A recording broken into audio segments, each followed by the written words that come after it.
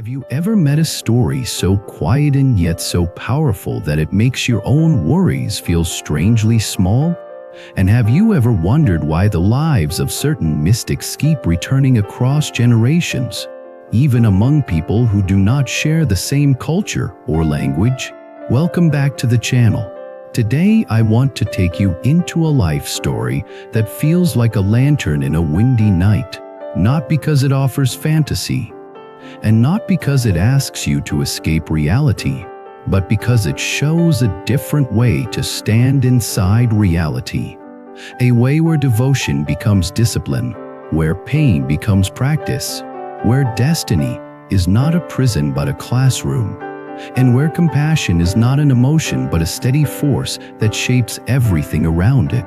The name we are focusing on today is Sri Siva Kane's War I Anandamayi Amma. Even if you have never heard that name before, stay with me, because the point is not memorizing a biography.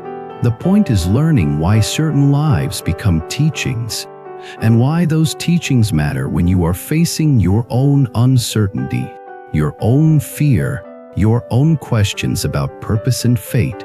Let me begin with a simple truth that Buddhist wisdom repeats in many forms. When you watch a person who has trained the mind and purified the heart, you are not just watching their personality.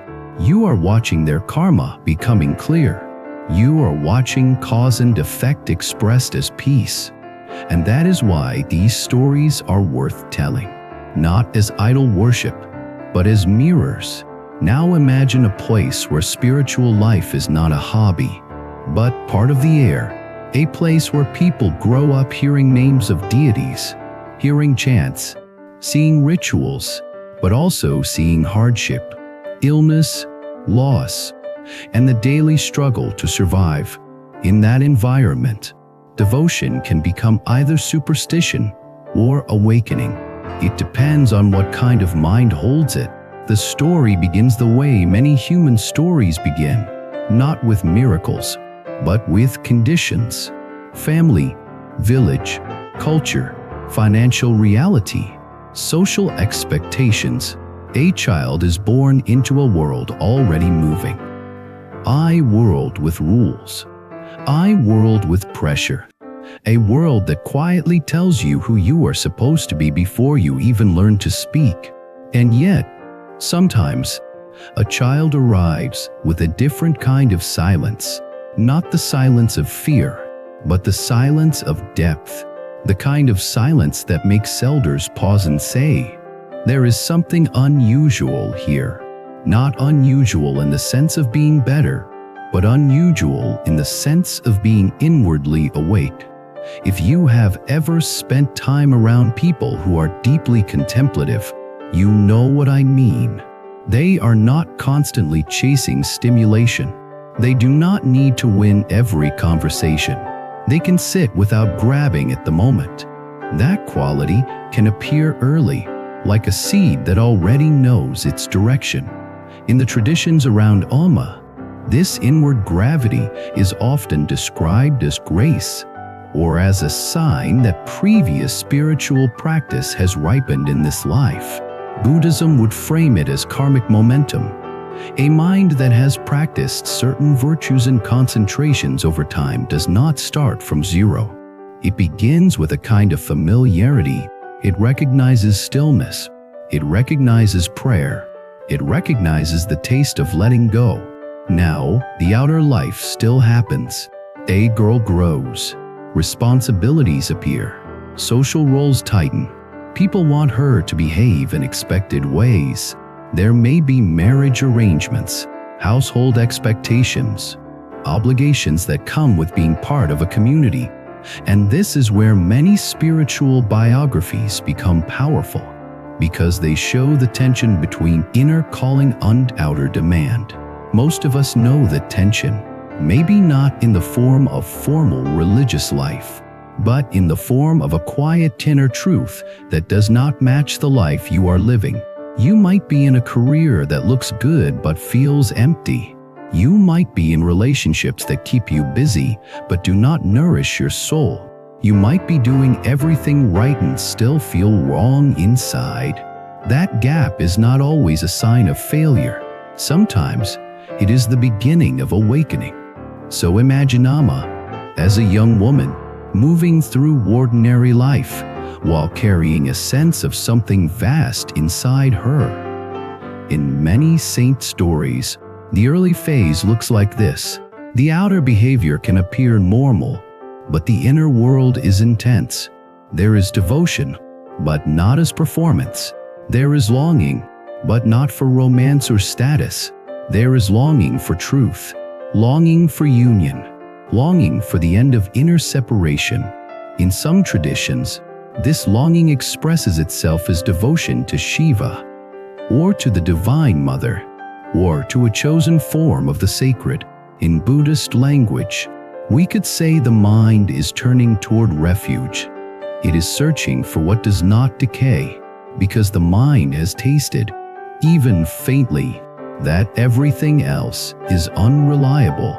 Youth fades, approval fades, health changes, plans break, so the heart seeks something deeper than circumstances. Here is the first major turning point in this kind of life story. When devotion stops being an activity and becomes an identity shift, not ego identity, the opposite, a dissolving of the small self into a larger truth. This often comes with what people describe as spontaneous states of absorption, deep meditation, or devotional ecstasy. From the outside, it can look mysterious. From the inside, it can feel like being carried by a current. The mind drops its usual noise. The heart becomes soft and wide. The sense of separateness weakens. Fear becomes quieter. If you are listening unthinking, that sounds far from my life. Let me translate it into everyday language. Have you ever been so present that time disappeared for a moment? Maybe while listening to music, watching a sunrise, caring for someone you love, or being fully absorbed in a task. In that moment, your self-story got quieter. That is a small glimpse of the same direction. Spiritual practice trains that direction until it becomes stable, not dependent on perfect circumstances. Now, a mystic life is not only light, it often includes hardship. The body can suffer. The community can misunderstand. People can project onto the mystic either worship or suspicion, and the mystic must keep returning to the same internal work, not clinging to praise, not fearing blame, not turning suffering into bitterness. This is where the Buddhist themes become extremely relevant. Wisdom, compassion, karma, and equanimity are not decorations. They are survival tools for the soul. Think about what happens when a person becomes known as spiritually powerful. People come with requests. Cure my illness, fix my marriage, tell me my future, protect my family, remove my obstacles. And here is the danger. If the teacher feeds dependency, the followers become weaker, not stronger. But if the teacher uses every request as a lesson in cause and effect, the followers begin to awaken. So in the stories of Amma, what stands out is not only that people believed she had spiritual force. What stands out is the way such a person often redirects attention back to inner transformation, back to discipline, back to sincerity, back to ethical living, back to humility, back to compassion. Because real spiritual power does not create a crowd of addicts. Real spiritual power creates students who become steadier, kinder, and more responsible for their own minds. Now, let us talk about the kind of teaching that often appears in these biographies, the teaching of surrender. In many devotional traditions, surrender can sound like giving up, but the deeper meaning is giving up the ego claim that life must follow your preferences. It is a release of inner resistance. Buddhism has a similar move, but it is framed differently. It is the ending of clinging, When clinging ends, suffering reduces, not because pain disappears, but because you stop adding the second arrow. You stop making pain personal. You stop turning change into betrayal. You stop insisting that impermanence should not touch you. This is why the lives of saints can be so healing to watch. Not because they promise you an easier life, but because they show you how to meet life without collapsing. Imagine a woman who sits with someone grieving and does not rush to fix the grief. She stays present. Her presence says, "Your pain can be held. Your pain does not have to become poison." That presence is compassion made real. Imagine a woman who is surrounded by admiration and yet remains humble. She does not use attention to inflate a self-image. She uses attention to serve. That humility is wisdom. Imagine a woman who is tested by illness or exhaustion and yet does not become cruel. She may feel pain, but she does not weaponize pain. That is equanimity.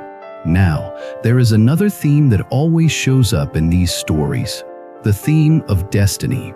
People want to know, was she born special? Was it fate? Was it a divine plan? Here is a Buddhist way to hold that question without falling into superstition or cynicism. Every moment is the meeting of conditions. Some conditions come from the past, some come from the present. Your past actions, habits, and intentions shape your current tendencies. That is karma. But karma is not a fixed sentence. It is a momentum that can be redirected by new intention, new practice, new understanding. So when people look at a mystic and say, "She must be destined," Buddhism would say, "She is ripening causes." And the most hopeful part is this: you are also ripening causes. Your life is also a field of seeds. The difference is whether you plant consciously. A mystic biography becomes valuable when it makes you ask, what seeds am I planting daily? Fear or courage? Resentment or forgiveness? Greed or generosity? Confusion or clarity? Self-obsession or compassion? Now let me bring you into a more intimate part of the story, the part that usually turns biography into living teaching. There is often a moment when a spiritual figure is confronted with the raw suffering of others. Someone arrives desperate, maybe a parent with a sick child, maybe a person who lost everything, maybe someone who feels haunted by guilt, maybe someone terrified of death. What does the mystic do? The shallow version of spiritual power would try to impress. It would try to perform miracles for applause. But the deep version often does something quieter. It touches the root.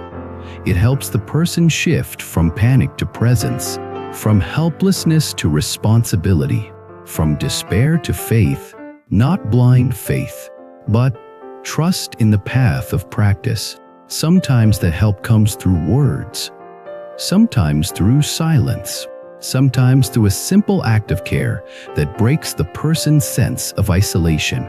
And here is the key.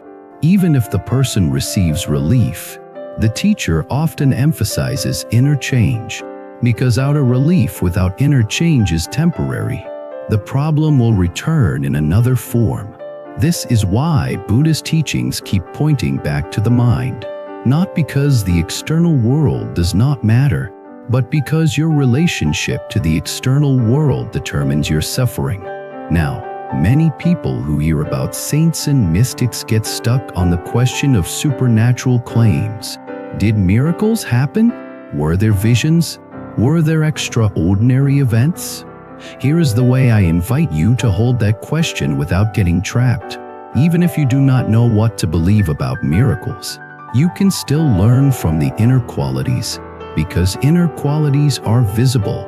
Compassion is visible. Patience is visible. Fearlessness is visible. Humility is visible.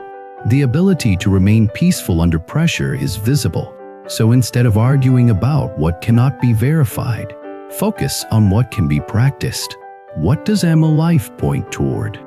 It points toward devotion as training. It points toward discipline of attention. It points toward ethical living. It points toward compassion as the highest power. It points toward surrender as the end of inner war. It points toward awakening as the real goal, not comfort. Now I want to tell you a scene, as if you are there.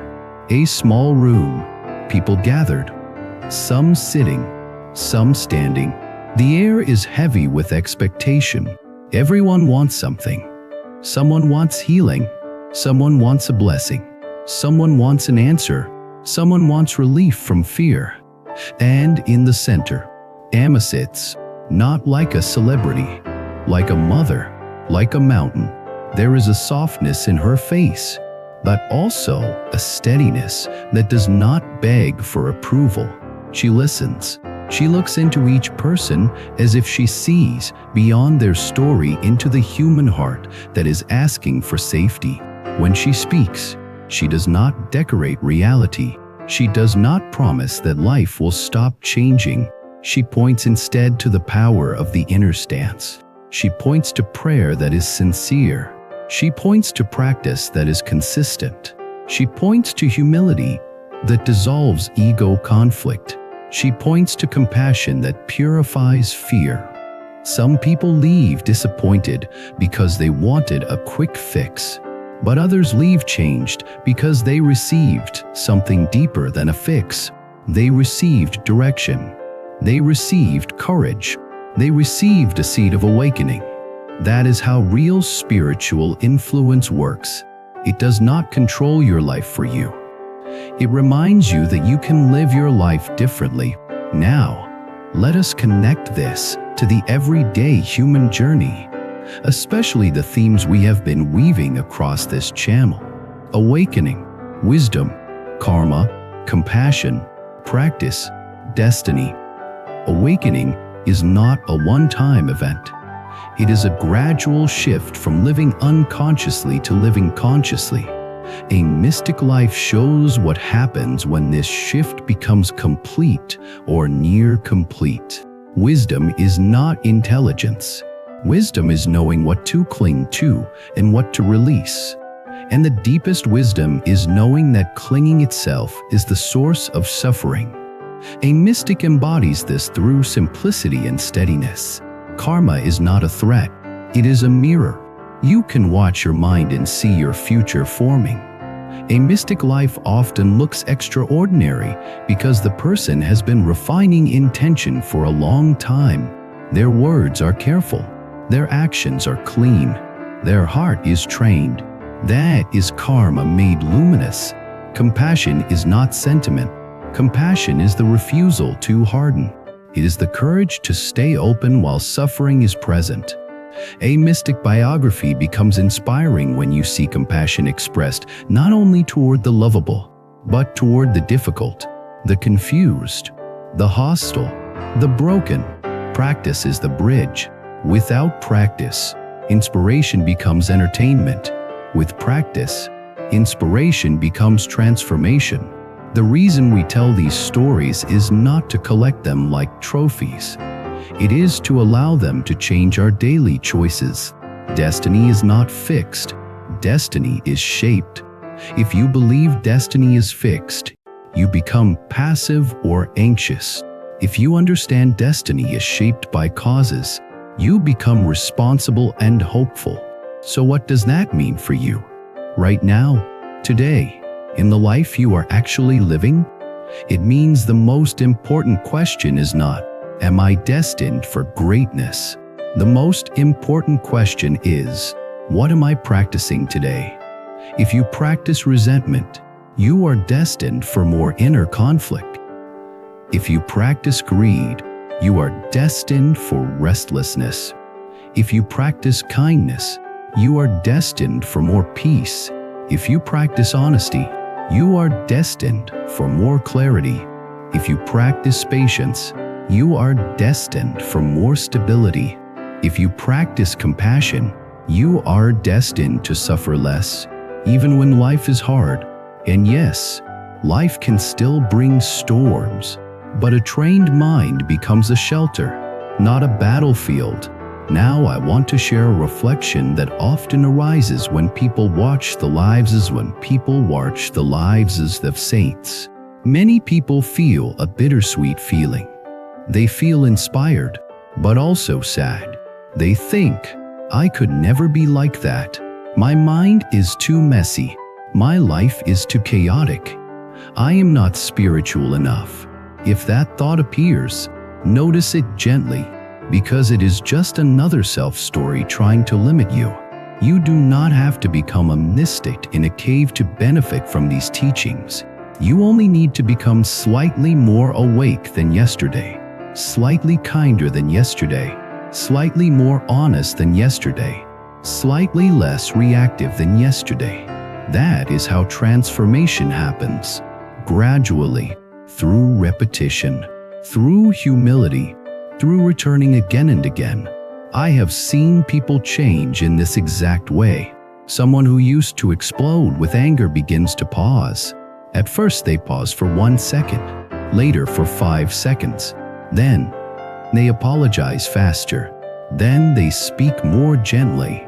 Their whole family feels safer. That is spiritual power. Someone who used to drown in anxiety begins to practice breath awareness. At first it feels useless. Then one day they notice the anxiety wave rises and falls.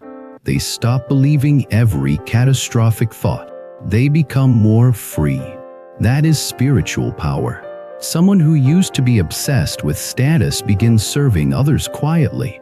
They stop needing applause. They feel a deeper joy. That is spiritual power. So when you hear a story about Amma, let it point you back to your own practice, your own karma, your own compassion, your own capacity to awaken. Now we are coming toward the close, and I want to leave you with an image that you can carry. Imagine your mind as a lake. When the wind of life blows, the surface will move. That is normal. But if the lake is deep, the bottom remains still. Practice makes the lake deep. Devotion makes the heart warm. Wisdom makes the mind clear. Compassion makes the whole life gentle. That is why certain lives become legends, not because they escaped being human, but because they fully lived the human path without being enslaved by fear. Thank you for spending this time with me. If this story brought up any thoughts about destiny, faith, devotion, or the path of inner transformation, I would love to hear what you felt. Share your reflections and your own experiences in the comments. And if you want more long-form videos that explore wisdom, karma, compassion, practice, and the way to live with a steady heart, subscribe to the channel, like the video, and support the community by leaving a comment and coming back for the next episode. Until next time, keep your attention gentle, keep your intention clean, and remember that the deepest power is the power to awaken.